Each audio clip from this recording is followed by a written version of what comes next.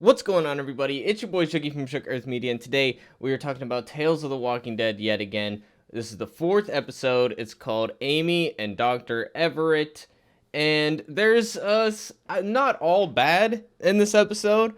As harsh as I've been on the previous episodes of Tales so far, I would say this is probably the best one and has the least that I object to. It still has a lot of issues. One of the big issues that's coming out with this show to me is the budget because each episode only has a couple characters, not a lot of settings. It seems like it's cheaply done, so it doesn't even seem to rise to the production quality level of like Fear the Walking Dead. So I think that might be one of the biggest things holding it back, one of the biggest limitations, and it shows in this episode a lot. But there's some decent ideas here. I like the idea of the scientist character, and we can get into that. There's issues here, so it's not all good, but it's not all bad either. I would say my opinion on this is kind of middle of the road. It's kind of meh. I didn't hate this episode. It was entertaining enough, but it has enough issues. I wouldn't call it a good episode. So let me know what you guys think in the comment section. And if you like Walking Dead content, definitely keep it locked on Shook Earth Media. We will be covering the rest of this show, and then when the main show comes back, we'll be covering the final 8 episodes. And I'm excited for the final season. So let me know what you guys think. Would love to hear your opinions. And with that, let's just jump right into the episode. So we start off with some like nature documentary footage, and I legitimately thought that we were looking at an ad for Planet Earth or something, because I did watch one of the Planet Earths on AMC Plus. I thought it was an ad, but then I realized that this is the actual show. So it's supposed to stand out. It's supposed to feel different. So I get that it's putting us in a different locale. I respect what they're trying to do. It's just like the whole rest of the episode just looks like the same Georgia woods that we usually get. So all this stuff feels so out of place. It doesn't feel like it's set here. Supposedly this is a man-made ravine, and we're learning about the nature in the area, and we learn at the end it comes from a zoo.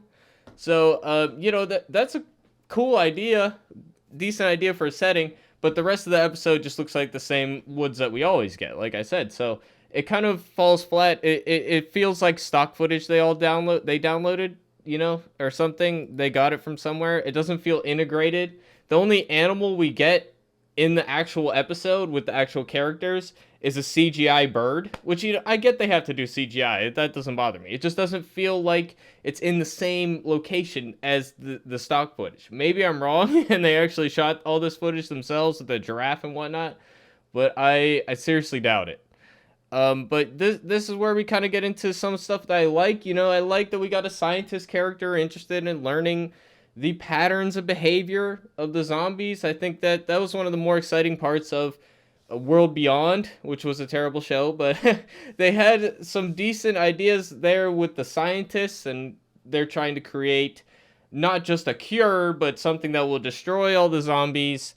And here we got somebody who's interested in studying the migration patterns. So it's not the exact same that the CRM is doing. So I like that it's a scientist, but he's not doing the same thing that all the other scientists are doing. So it's good for the variety, because we'll get back to some ways that this episode is not good for the variety of the series.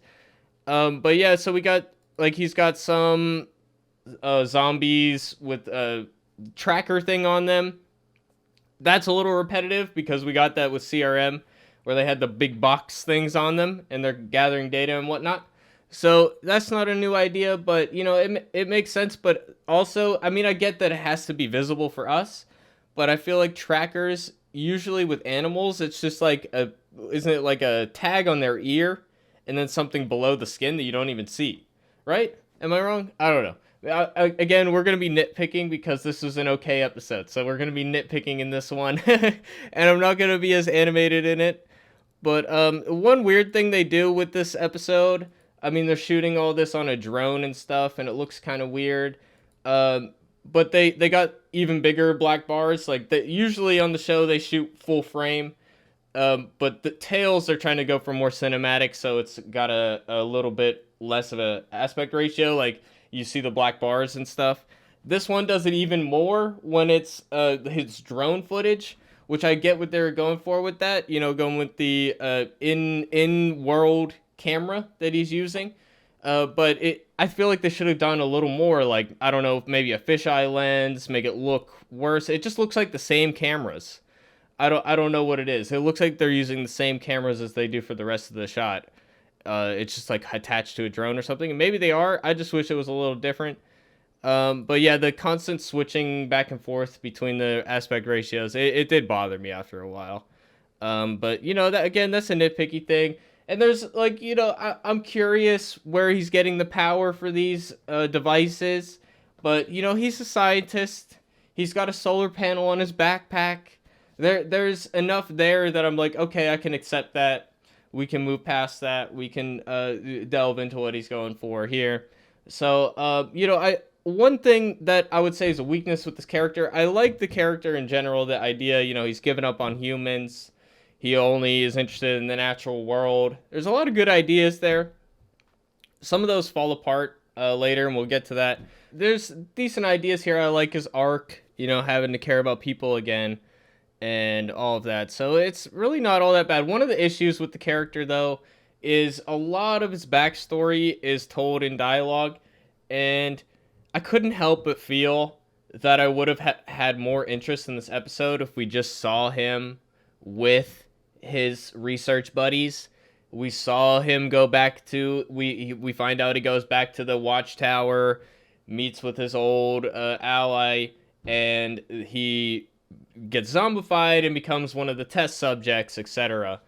I would have rather seen stuff like that. That story is more interesting to me than the story that we're going on here and hearing about that in the past. So honestly, I would have rather preferred to see his backstory. And that's the thing, like, it's a kind of a recurring theme at this point where the backstory is almost more interesting than the actual story. And I do feel like it's the budget, because if they had the budget to have, these crew of scientists or a full cast of characters, I think they would have done it. But instead, they're really focused on only one or two characters, which I get. There's pros to that, because you can really focus on these two characters instead of trying to introduce a full cast in an hour-long thing. But that's one of the reasons why Tales of the Walking Dead, I feel like it should be 90-minute episodes, or at least an hour, an extended episode is what I would have wanted from this, given that it's an anthology show, they're going for a more cinematic look, etc. But we've rambled on enough about this. Here is the number 2 character we got, and she's gotten separated from her group, and she's about to kill one of the zombies with the tracker on it, and the guy who's normally a stay back and watch kind of guy, he decides to intercede and save her, but he doesn't really want to, help her out any further after that. So I don't dislike this dynamic. Okay, so you can see her arm here. She's got like a prosthetic arm, and I just have to point out the repetition with the series at this point, because we have 4 Walking Dead TV shows. All 4 of them have somebody with their arm chopped off and a prosthetic arm. We got the Aaron in the original show. We got Alicia in Fear. We got Elliot in World Beyond. And now we have this character here. Emma or something. I don't know. It doesn't matter. It's a bit too much, okay? It's predictable at this point. Not that there's anything wrong with, having the... I like the prosthetic hand. I mean, Aaron, fucking awesome with the mace thing he's got. Fucking sick, dude. This, I don't know. She's got, like, some kind of cheap duct tape looking thing. And I get that they're survivors. They'd be using what they have. But I don't know, man. It just looks kind of goofy. And it's just repetitive. It's just repetitive. We've had way too many... They've done this character too many times.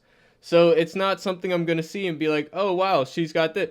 They think it's probably something that makes her stand out. But what's weird is, the people in charge of the show, they should know there's one of these characters in every spinoff now. It's too many. And the original show as well. It's too many characters with prosthetics at this point. So it's a minor thing at the end of the day. But, like, that's the one trait that she has that is immediately identifiable. So it's worth pointing out. So here we get into a bit of the guy's philosophy. And I gotta say, like, scientifically, it's kind of dumb. I mean, it's science in a TV show, so of course it's not going to be 100% accurate. But he calls the zombies Homo mortis, which is kind of funny. It's a catchy name and all that, but it's not a different species. It's Homo sapiens that are infected with some virus or parasite or something. I forget what they said it was in World Beyond. If it is confirmed to be a virus, which viruses are not life forms scientifically speaking. They don't meet all of the criteria for life forms. There's some debate about that, but from what I understand, they are not generally considered alive. So it wouldn't be its own species.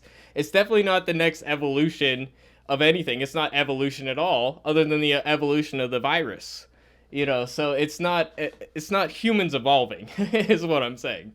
If anything, humans might evolve that are immune to the virus or whatever. That's the evolution. And then evolution would be that the people who would survive are the people who are best suited, etc. Anyways, I think he would view, if he's all about the natural world and cares about these animals and all of that, I think he would view the zombies as like an invasive species. They destroy the environment. They consume, they consume, they consume. They do not produce anything for anything else in the environment. I don't think that there are any animals hunting them. Maybe there are. Maybe animals are picking them off and eating them as well, but I don't know. The only things that would be interested in eating them, I would think, would be like scavenger types, because they are corpses after all, and they're not warm anymore, etc.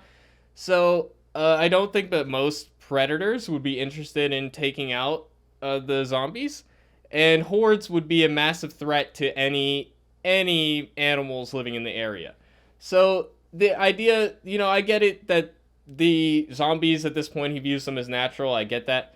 But I don't think it's really compatible with the whole, oh, I care about the whole ecosystem, because zombies would be as destructive, if not more destructive, than humans there. I mean, humans, you got poachers and stuff, you got a specific group of people that are really trying to do that. You have a bunch of mindless zombies that are definitely doing that. They're all doing that, as opposed to a small group of people who are more efficient at it. So, yeah, I don't know. I don't really get why he's so touchy-feely about the zombies. It doesn't make a lot of sense to me. And he's got this like trench coat thing on that's made of like zombie skin. So he's got the whispers thing going on. He's got the the guts trick basically. So I like that in a way, but in another way, I just don't feel like, I feel like he'd still stick out to zombies like a sore thumb. Even though he's got the skin on, he's not looking like a zombie. He's not acting like a zombie. He's doing plenty of things that zombies can't do. He's kneeling down, looking at things. It just like doesn't look like a zombie. So I feel like he would still get caught. So I don't buy that he wouldn't have to kill a zombie at some point. So again, that's where it kind of falls apart to me. And I gotta say, this girl immediately is kind of insufferable to me. She's like very entitled, and she's just hounding this guy. This guy saved her. Of course, we find out it's for selfish reasons, because the test subject that was his former friend, etc. But I don't know. I'm just not on her side at this point. Like, I'm on this guy's side. Like, he helped you, and you're acting all entitled. You're climbing up his ladder. Like, like he has any special knowledge about where your group is. Like, why would he even know? So, I don't know why she's acting so entitled. And she's lucky that this guy is, like, a pacifist. Because I think most people in this universe at this point wouldn't be if you survived this long.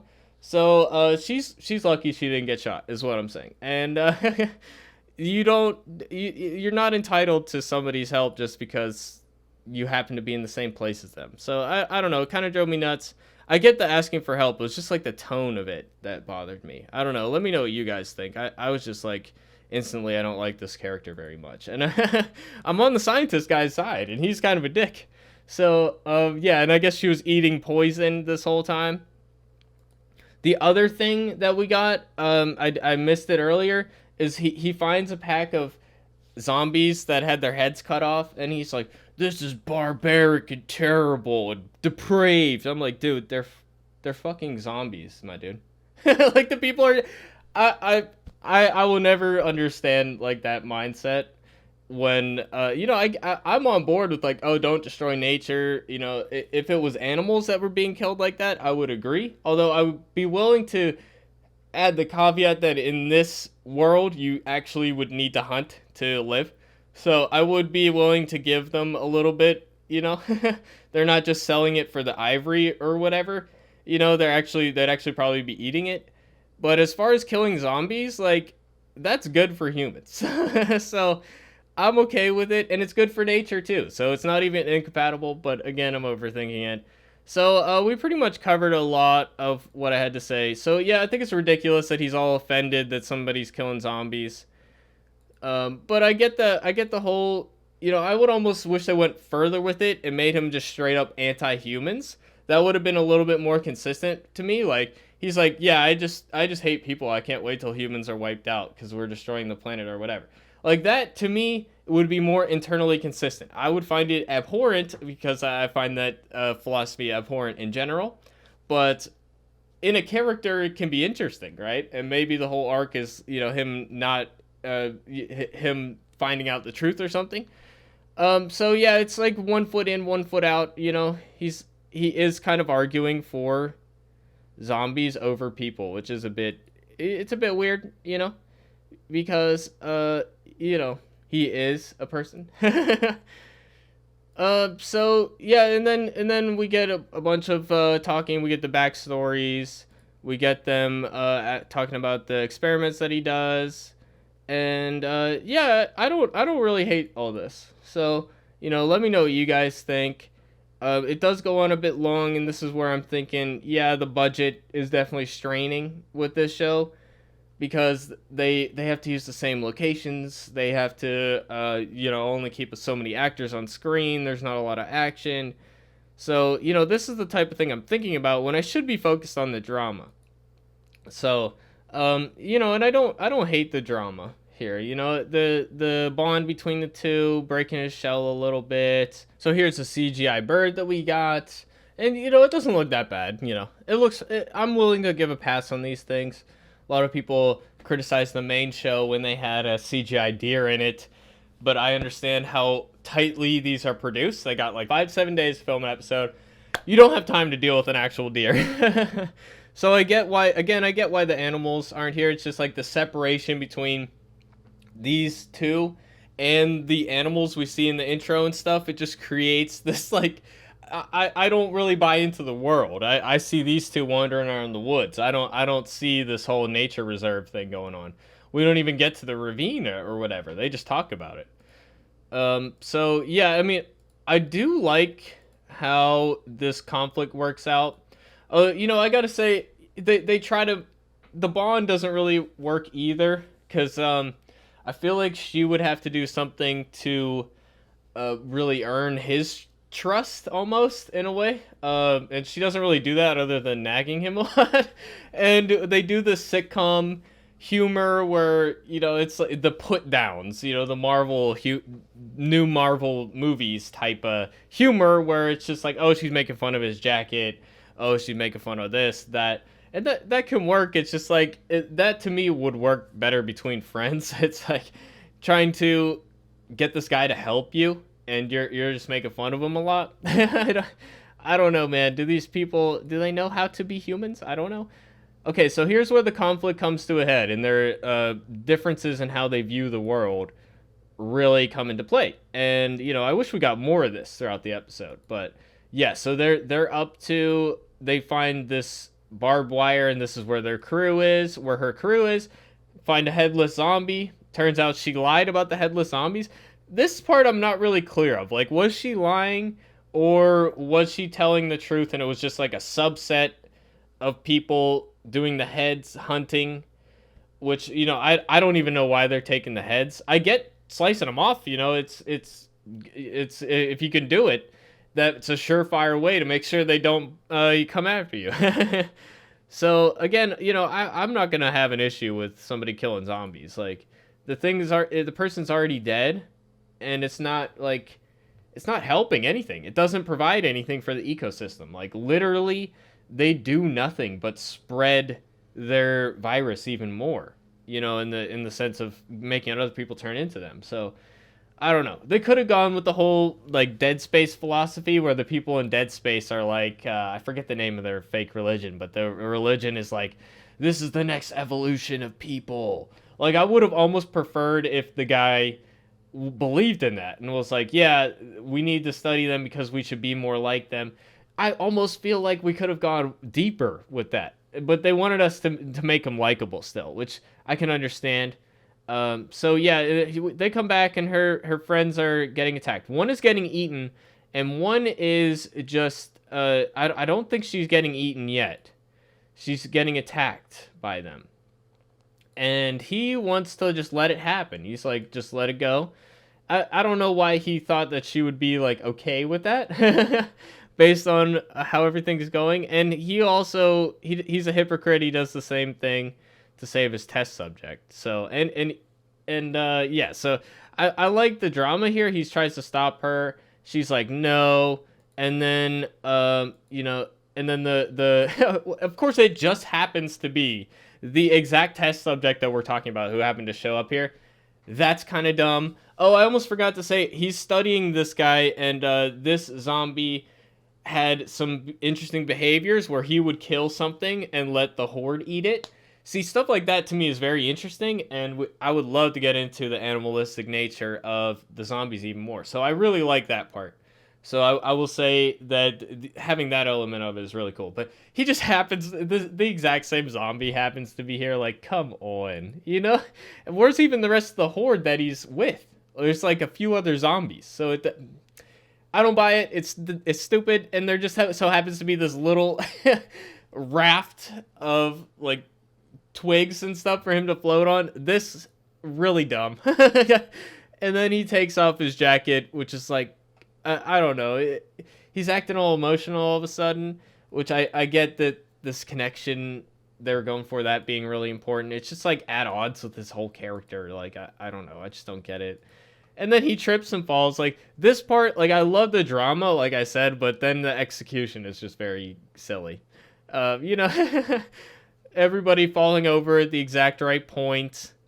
And, yeah, she's really upset. And then she's mad at him for getting her friend killed, as she should be, or not helping, I would say. I don't know that, yeah, he's not responsible for them dying, but yeah, like, and then she's like, okay, I'll help you. Like, on a dime, she's like, I'm mad at you, okay, I'm gonna help you.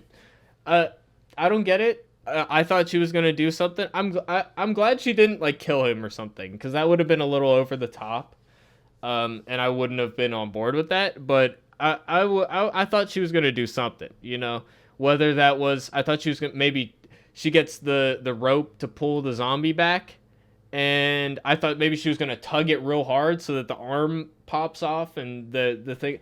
I thought she was gonna do something like that. I would have liked that better than what we got, but instead we got, nature taking its course, and a crocodile comes in. I like that it's nature taking its course, because in his philosophy, what happens here should be fine. So it's like the self-defeating nature of his own ideology or whatever collapsing in on itself, which I like. So, again, there's good ideas here. A little bit sloppy on the execution, but I'm not all one way or the other. I like some parts of it. I dislike some other parts of it. But I gotta say, I love the crocodile. And this is, again, bringing the animals in, and they did, it looks like decent prosthetics, Of course, they don't show it very much, but you don't have to show it very much. So that's how they get away with some of the animal action in this. So I really like, I like this scene ultimately. It's like goofy as it is, and they do the back and forth thing. I still like it, And then the rest of the episode is kind of nothing, I felt like this was kind of the end point. Yeah, she tries to escape. I don't know if she gets bit here. I think she might. There's 3 zombies. She gets away though, but I don't know if she got bit or something, because the scientist guy is watching the footage back later, and it seems to be bothering him. He's reciting an Emily Dickinson poem. Which, that's another trend they've been doing lately, where, like, World Beyond, they had a poem from, the name's not coming to me, but the tiger poem, And I don't. I get having references to things and it makes sense, and I like it when it's done well. But I feel it feels a little bit much at this point. But yeah, so he's, still doing his research. He's still studying this zombie, which to me, like, another point, non-interference, but he's got these caution tapes up. That's not non-interference, bro. Like, his philosophy doesn't really make a lot of sense, but maybe that's the point. So I can't fault it too much. And then, oh yeah, the girl wound up back at her camp. She found her people, and then he shows up, and they're all dead. Which I'm like, okay, how though? There's not really a horde there, and she was there in time to warn them about the horde and get them to leave. So I don't know, like, she's dead, everybody's dead. I don't know. I guess I like that he's the last man standing. I think that fits. And it looks like he was like he tags this zombie and then he lets it go. Again, that's not non-interference either. Non-interference would be letting him stay in the car. So he cares about his data more than the non-interference thing. So yeah, and then there she is as a zombie, and that's pretty much the end of the episode. And yeah, I mean it's a bit sad. You can see it affecting him, I guess. So yeah, I mean this episode's a mixed bag. It's not bad. It's not great either. It's not really good. It's just kind of okay. So that's I feel like that's the high point for this series, is just okay. Which is a bit disappointing because I was hoping for, I knew not every episode was going to be good, but it's an anthology show. So I was hoping we'd get something really cool. I got to say, next week looks pretty interesting, man. We got a guy who's like under arrest or something, and he's looks like he's being blamed for terrible crimes, and he's like getting burned alive. So I gotta say, it's got a horror movie tone. Next week is looking pretty cool. I don't know. I'm looking forward to that, actually. So let me know what you guys think in the comment section down below. I hope to see you guys in the next video. It's been your boy Shuggy. Peace out, everybody.